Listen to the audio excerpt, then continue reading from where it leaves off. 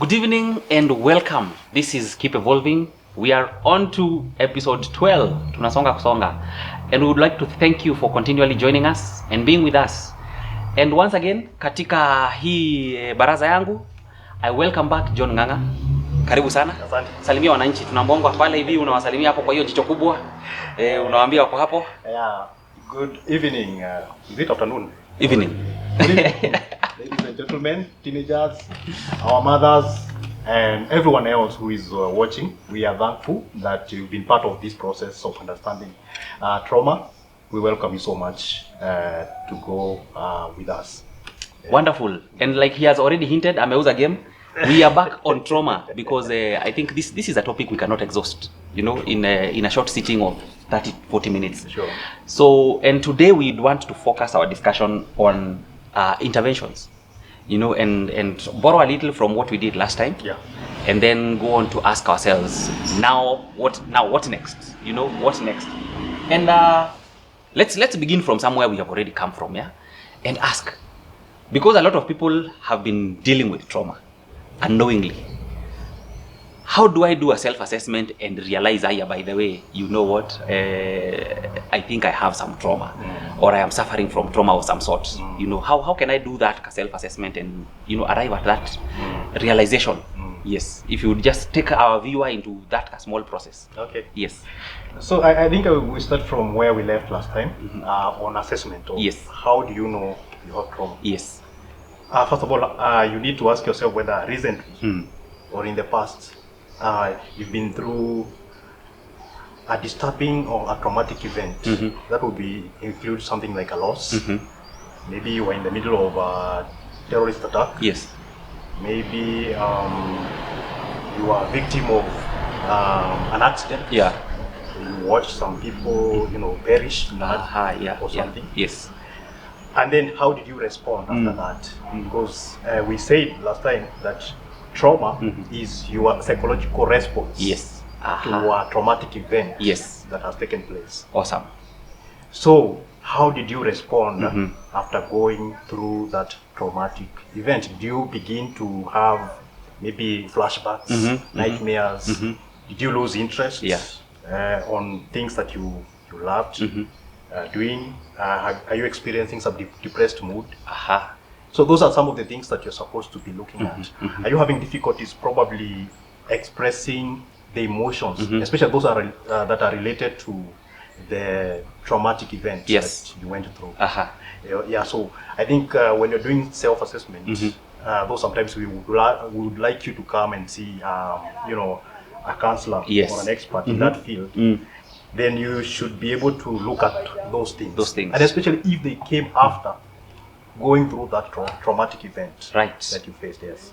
Let's just mark time a little on this one so that we can be able to just turn a bit on the same question.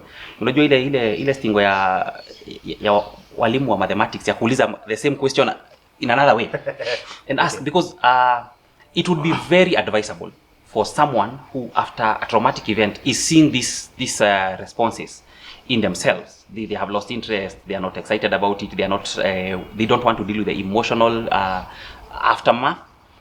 Let's now ask, because you're saying it would be nice for them to go to an expert. Yeah. But we all know Kenyans and seeking help. You know, we only seek help when now things are kimeumana kabisa. Thank you for that word. After kimeumana. But we want to be, you know, to be self-aware, to be conscious that, wait a minute, I think now I need help because 1, 2, 3. And thank you for guiding and saying that after you experience something that caused you now to begin to react in this way.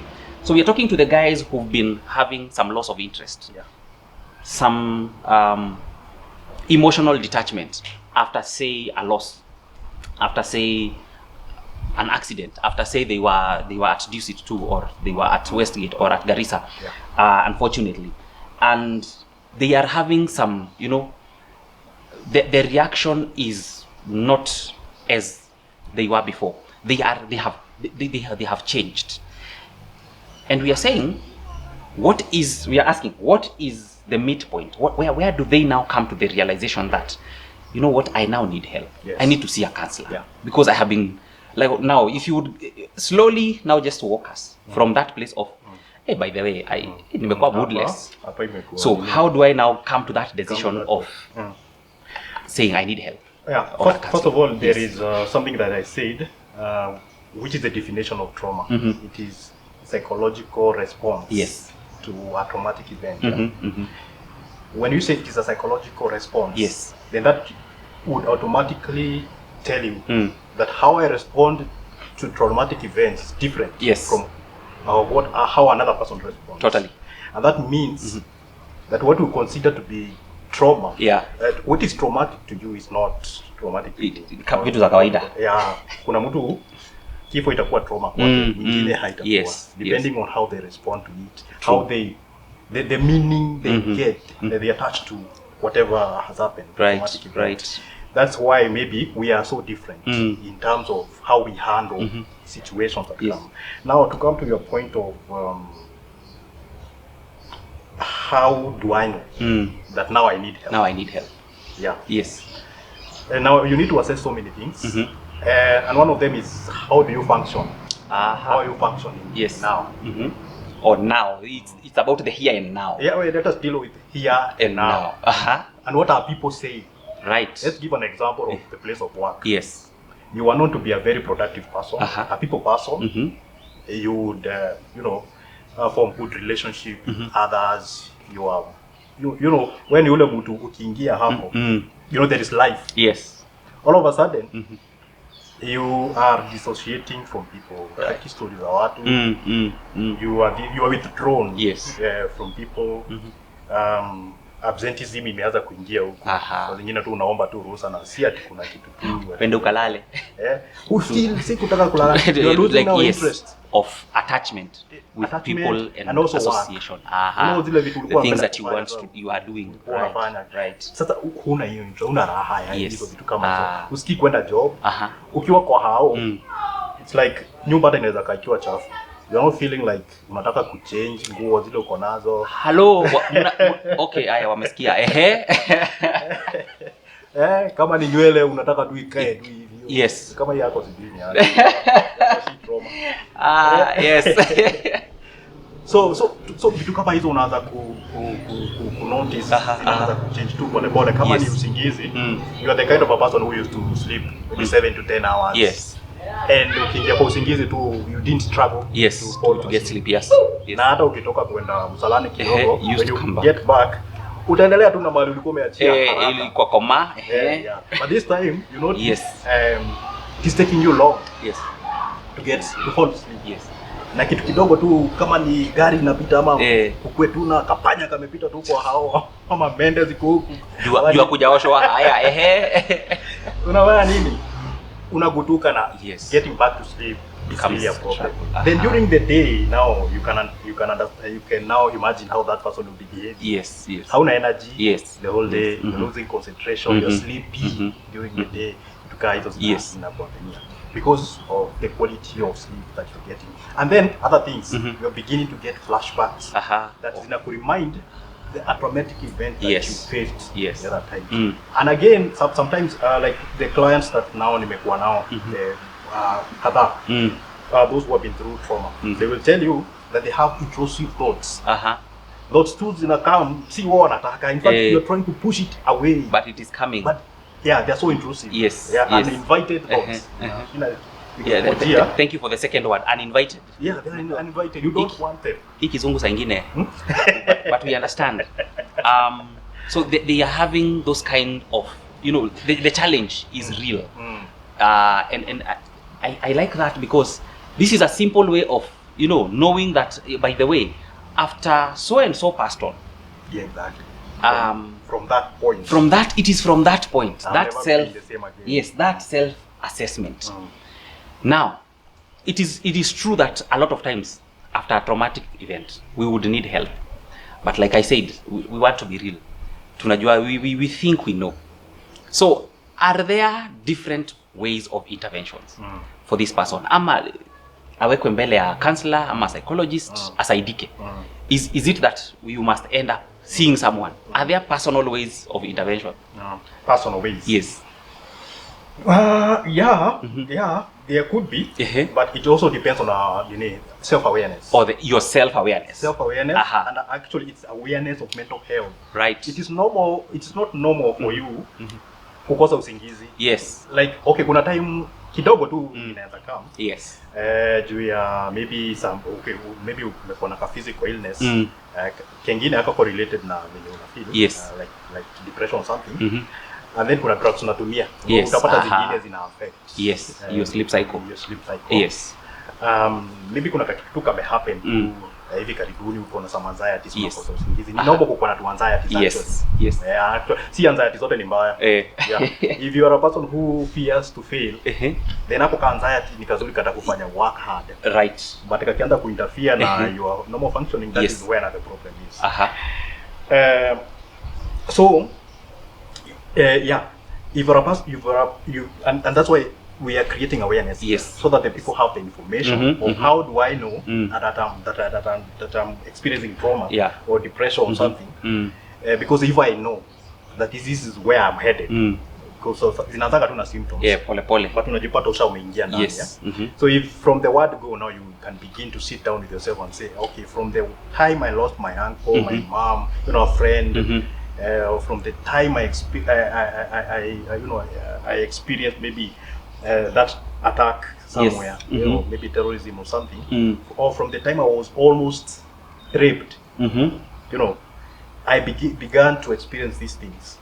Then I think I am not all right. If you are aware of that, maybe you can begin to do something about yourself. Yes. Because awareness is the first thing.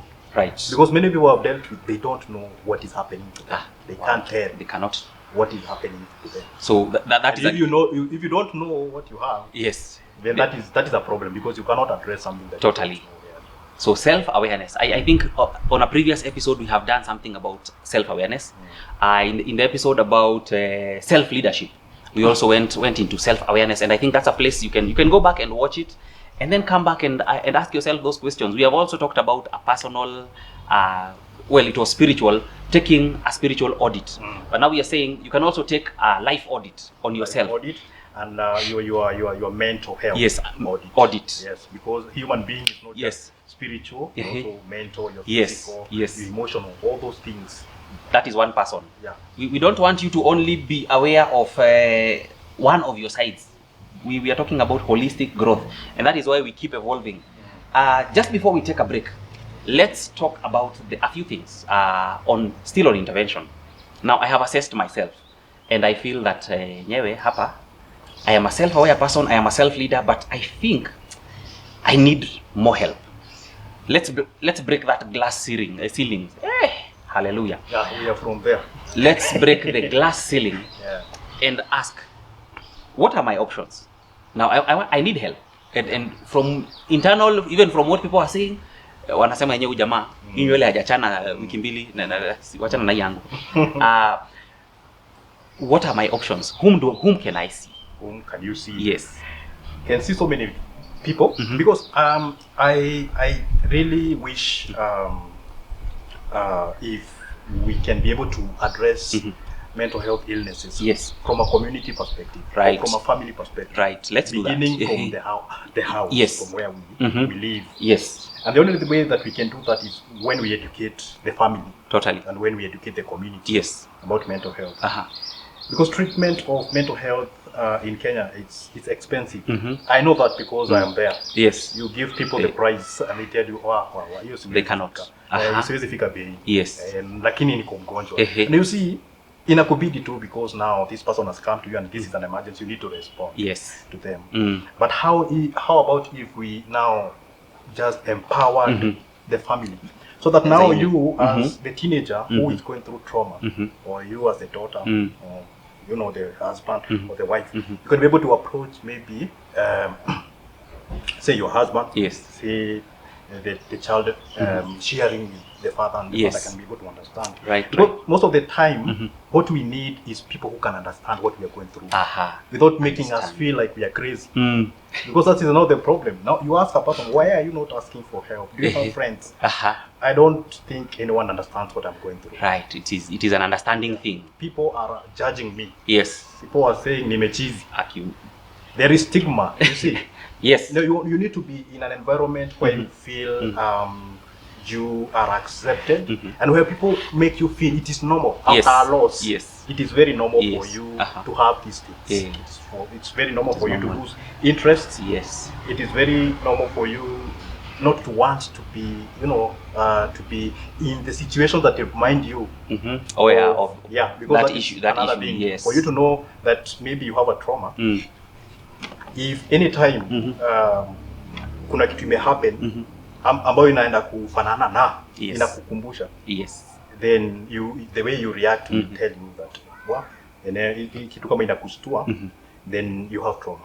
Right. So to answer your question, yes, the very what we should have at the moment, point of contact ya kwanza inafaa kuwa the people around us. Right. The problem is they are uninformed as ourselves. That's a big challenge. It's a challenge. Information. It's a major challenge, and it's sad because those are the first people that we need to go to. This is what I feel. Right. And those people should be able to sit down with us and make us feel normal, and probably talk to us. Right. And maybe most of the time you only need to create that environment. Yes. That people feel we are not judged. Yes. So that they can express themselves. Right. Yes. Let me hold you at that point, so that now we will take a short break, and when we come back, let's explore, because now you've pointed at a very serious issue, that those people around me actually don't know anything. Then we can bring the information to this table and have, empower the family a little, so that they are able to be the first responders of trauma and traumatic events. Yeah. This is Keep Evolving. We will be right back.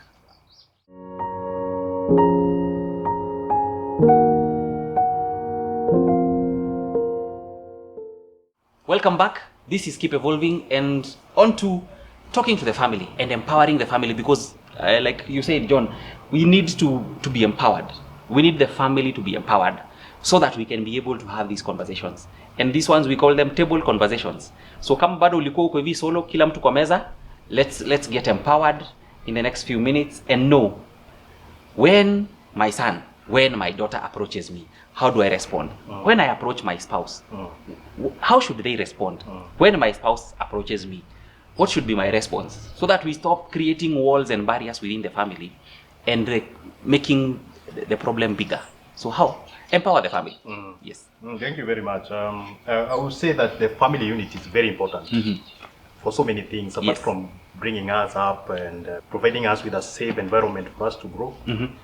When it comes to mental health, actually, even when you go to see a counselor, every counselor will ask you something about your family. Right. How do you relate with your wife? How do you relate with your mom? How do you relate with each other? Because most of the problem actually they emanate from the family perspective. Wow. When you have people who understand you, when you have people who make you feel welcome, appreciated, cared for, if you have such a kind of a family, even dealing with trauma becomes very easy. Yes. Because you have a family that listens to you. People are very quick to note that there's something wrong with you. Yes. And they are very okay. They will approach you and they will ask you if they can offer any kind of help. Right. Yeah, because they can notice.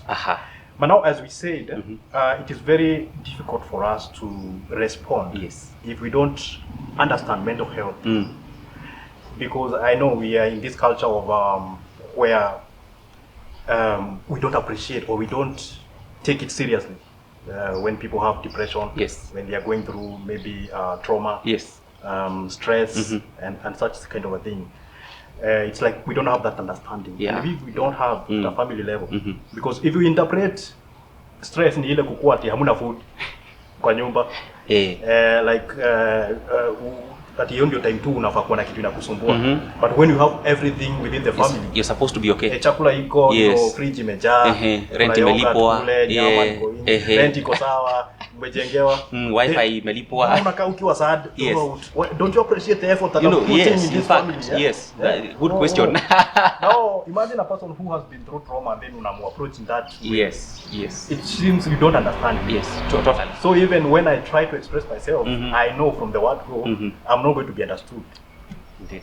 You know, there are some comments that we make sometimes, and I will say some of them, like, let's say someone has twins, amepata twins, amebarikiwa, then kwa bahati mbaya kamoja kamepass. Yes. Then wewe ambao unakuja the responder, you ask this person, what is wrong with you? You've been sad throughout. So utakaa kwa hiyo status paka lini? At least unafaa ushukuru Mungu kwa kamoja, kuna mtu hana. Now imagine you're telling a person a statement. Yeah.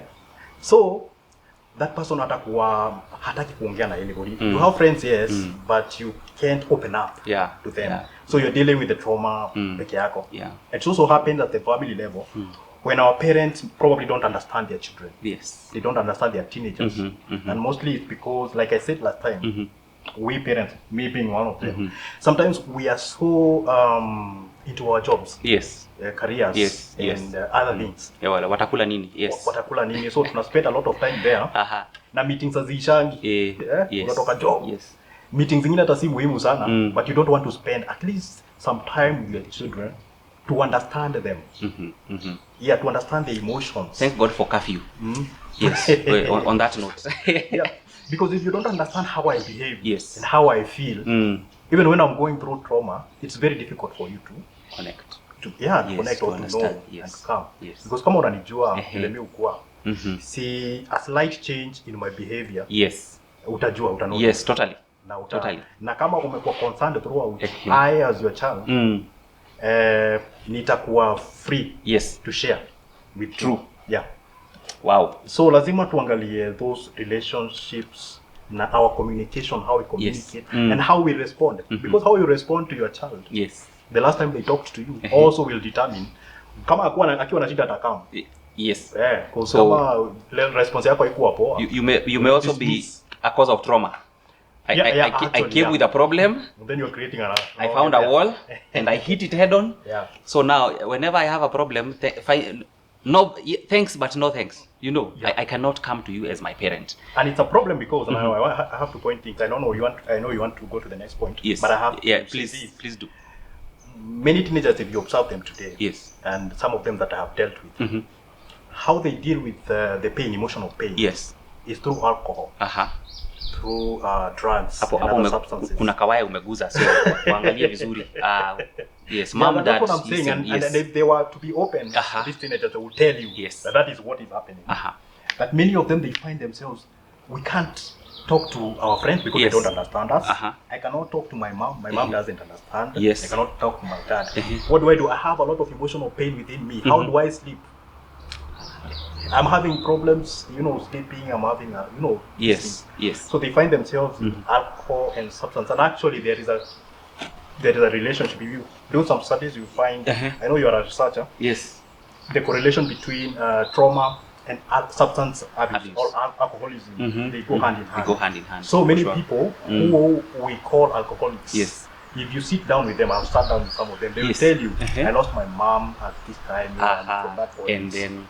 It's the same thing that happens to our children and teenagers. And if you find your child ameanza kulewa, ameanza kutumia madawa, bad companies, and so on and so on, they're trying to numb this pain that they have sometimes. And if you sit down with them without condemning them, you could even help them to come out. Wow. Sijui kama pia umesikia those that they do mutilate their bodies. Yes. It's another way of dealing with that emotional pain. Because many of us don't understand the emotional pain. We cannot make sense out of it, but you can feel it. True. So how do you now? Come to a point where you can make sense out of it? Right. And you feel it.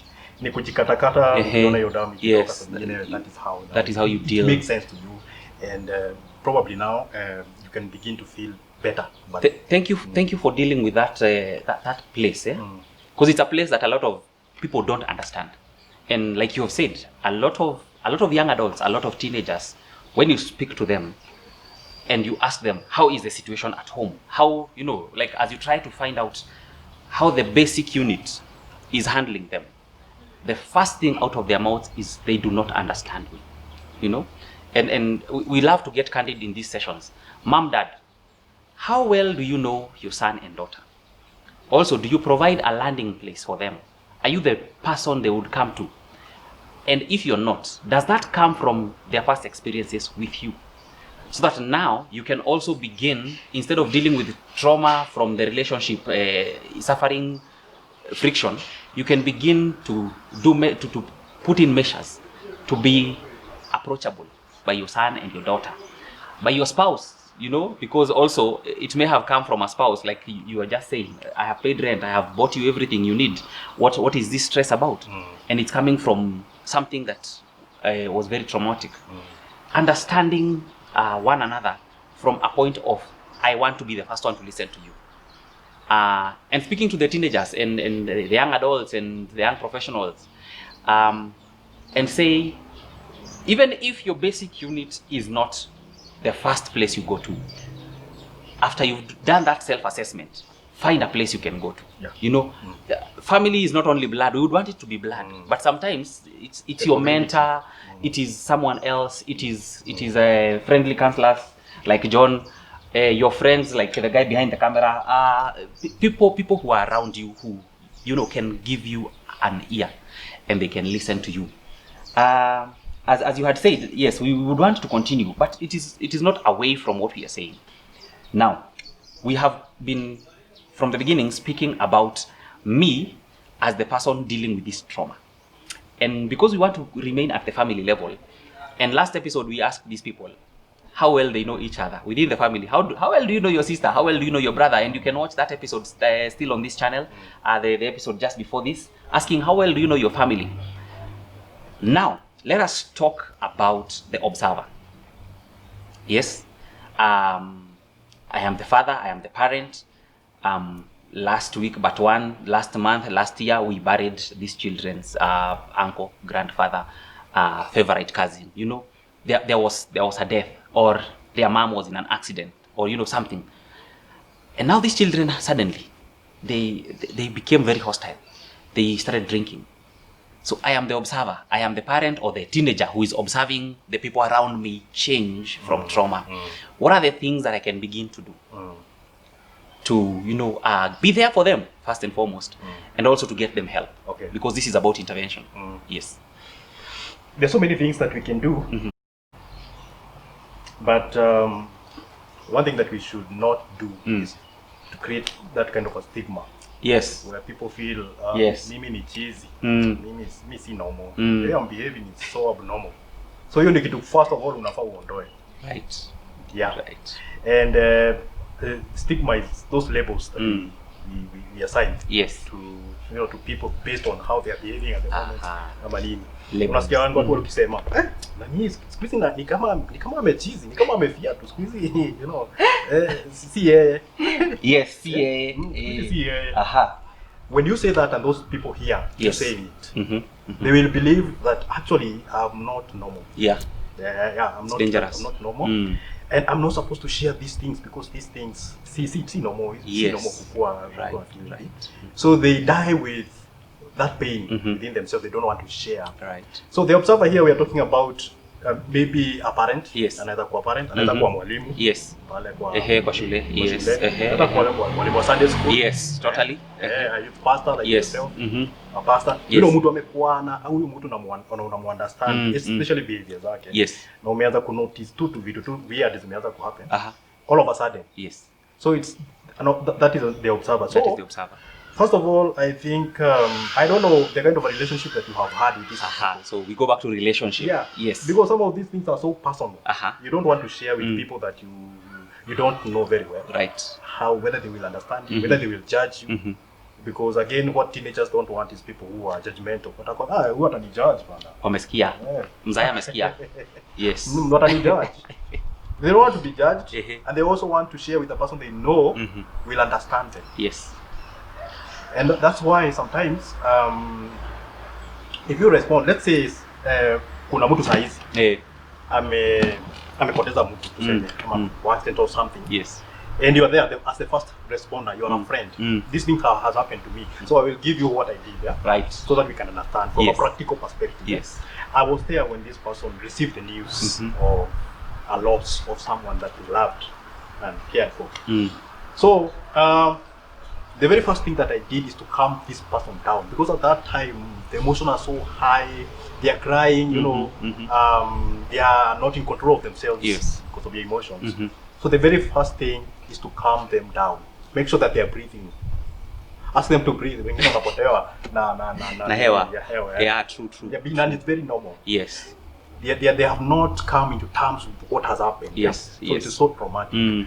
So make sure that they are calm down. They can breathe.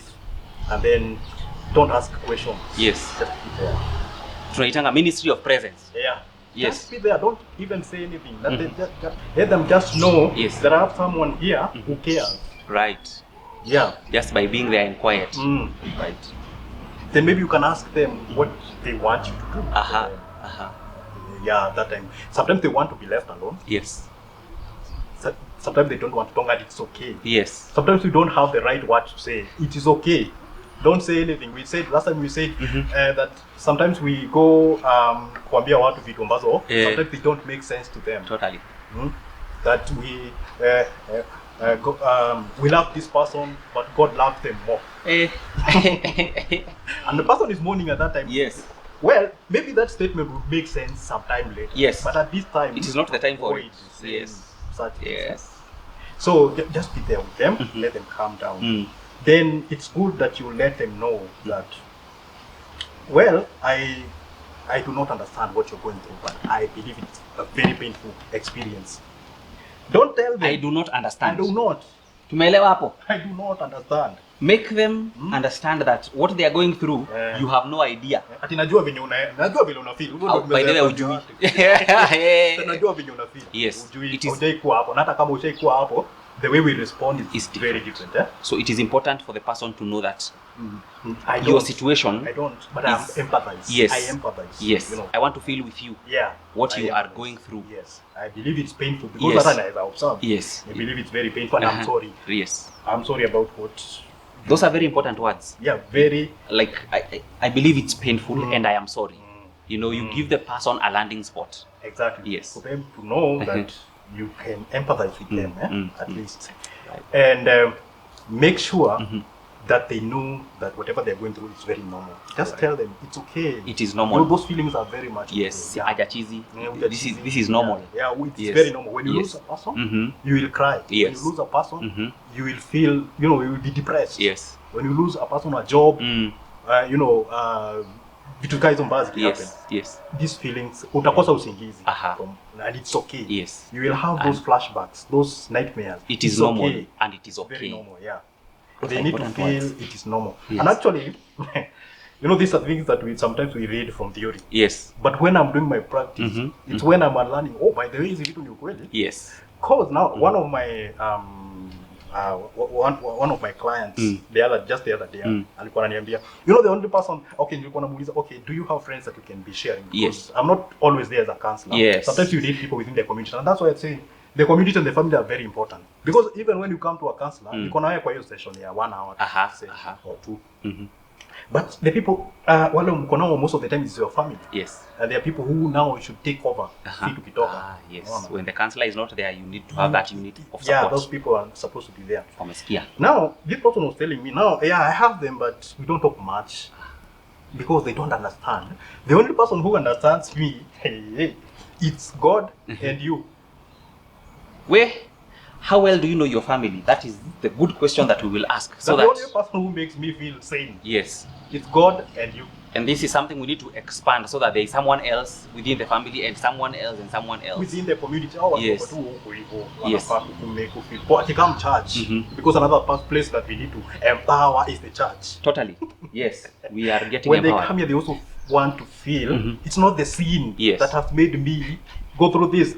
Because again, that is the understanding of mental health from a church perspective. Yes. It's another area that we need to explore. Totally. because I listened to a panel of experts by Yes. church Mm-hmm. when they were discussing about depression. Yes. What causes depression? Uh-huh. And it was so amazing, and it was sad when they begin to say that it is the sin that causes depression. Wow. Yeah. So Story for another day. Yes. So now, thank you for getting us to me as an observer. As your parting shot, I want before Bona Director pale atuambie time band. A lot of teenage and also young adult suicides, unprecedented, happening within our time. So we have siblings, younger and older, having to deal with that, and also parents having to deal with situations they had never dealt with. Like, talk of parents who came from big families. Most of our parents came from very big families, 12, 15 children. None of them ever committed suicide, and they have no reference point when a child, a spouse, commits suicide. What are the words you'd have to say to them for now, so that they can feel now that soft landing from here, and then begin to see it in the family? Yes. If I understood about your Yes. question, is why are we having so many suicide? Not necessarily why we are having, but what should our response be? Okay. Yes. Whenever there are those situations within maybe a family. Yes. certain Yes. family. Yes. First of all, I wouldn't want to say that maybe suicide or suicide situations were not there in the past, because Yeah. again you need data. Yes. And Yes. maybe we were very yes. poor at gathering information at that time. We must have So been. we don't know whether how significant it was then Yes, and yes. how it is. But nowadays, because of information and channels. and haraka, Yes. so we know that there are so many cases, and the people that are more affected are men than the women. Right. And maybe one of the things to understand why that is the case is because of the ability to express our emotions to our pain to others. Yes. For men, I go. Mm. So we are not going to say it is normal Yeah. for such things to happen. But one thing that I would say is if we do it wrong, like when we are dealing with trauma, Yes. then suicidal ideations and suicidal acts are going to be experienced. Right. Because when I lose meaning of life, what do I do? Because sometimes you talk to clients and they tell you, I have thought of committing suicide. Yes. I have come to a point where I don't feel like this life is making sense anymore. And therefore, like going back to what I was saying, is if you want to address issues of suicide, then we need to come to that point of accepting that mental health issues are serious. Yes. Nika venye unaweza kuwa na malaria unakunywanga dawa. Yes. Ufikiriangi mara mbili. But now when it comes to mental health, we don't want to understand that this person needs treatment. So for us to address those things, first of all, those people who have been through trauma, we need to sit them down and talk to them, listen to them, and probably send to them to a counselor, a psychiatrist who is going to work with them. Yes. And us at the family level, let us create an environment that is non-judgmental. Yes. Yeah, let us Non-judgmental. Non-judgmental Yes. environment. Yeah, we show love to these people, and so that we support them, so that we give them the meaning of life. Because that whenever a person commits suicide is when they have lost hope in this life, and the meaning of life. The spiritual aspect is very important. Yes. Cannot finish this session without saying that. That hata kama sisi ni psychologists, we accept, and this has been proven through studies, that the spiritual aspect, I'm not talking about religion. Yes, it's spiritual. I understand I'm talking about spirituality. Yes. It's the connect. When you have that realization, there is a God who is greater than everything. Who hata kama watu understand hao wengine, that person understands me. First and foremost. Yes. It's personal. That personal relationship with him. Yes. It's very important. Yes. During recovery and gaining that sense of this life makes sense. Yes. Kukuwa na hiyo nini ya the life is making sense even when my mind is telling me I make sense. Yes. Even when other people are making me feel that way. Wow. Yeah. Thank you very much. Last thing I want you to do, because you've been telling these people that you are a counselor. Some of them might not want to come to me. They will find it easier to talk to you, and we will allow them to do that. Where can we reach you? Well, maybe through my contact. Uh-huh. I can share with you my contact. Yes, just say it. Anybody who wants to see me. I also have a group on Facebook. Aha. Yeah, it's Well called connected. Mental Health Awareness Kenya. Mental Health Awareness Kenya on Yes. Facebook. Yeah, on Facebook. Yes. Mental Health Awareness Kenya. You reach me. Actually, Yes. some people have contacted me through that.